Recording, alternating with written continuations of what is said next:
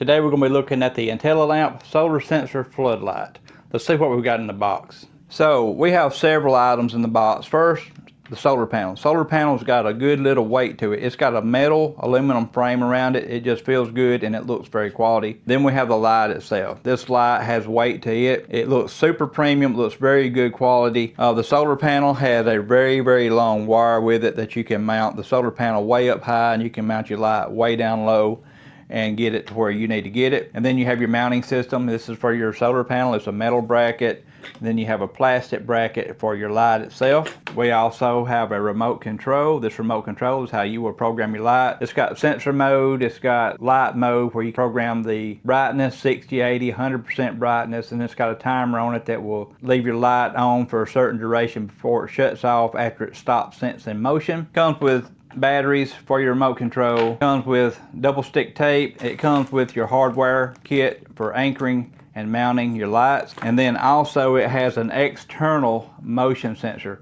This thing is incredible. So what this does is you can mount this far away from your light, and when you trip this motion sensor, your light will come on. The light also has its own motion sensor, so if it senses motion, it will turn on. If you have two of these light setups, and I do, and I'll show you that outside in a moment, you get two of these motion sensors. You can trip either one of these external motion sensors, the external ones, and it will turn both of your lights on at the same time. That's incredible. So what I plan on doing is putting one light on one side of my house, putting the other light on the other side of my house. I'm going to put one sensor out in my yard close to the edge of my property. I'm going to put the other sensor that I have on the other side of the house on the edge of the property, and that way when somebody walks across the yard coming visiting, or somebody may be up to no good and they trip this motion sensor, both of my lights will come on and illuminate them right there on the spot. And you know, if it's a company that's supposed to be coming over, that way they can see where they're walking and not trip over anything. But if it's somebody that's up to no good, they're not going to want to stick around. So I'm going to go outside and I'm going to get these set up. I'm not going to hard mount them right now because I'm not exactly sure where I'm going to put them at.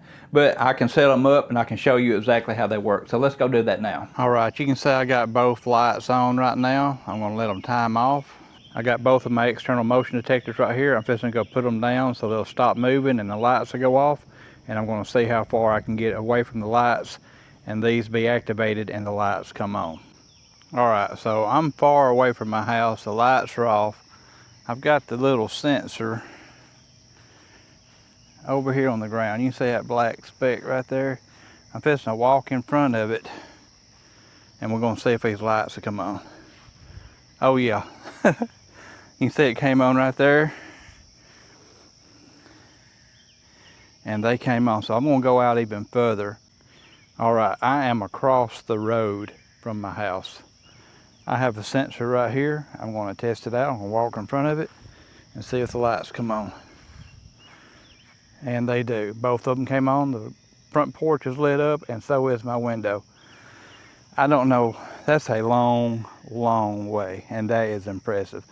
So I've got two of these sensors I can place in my yard, and anybody that walks into the yard will turn these lights on.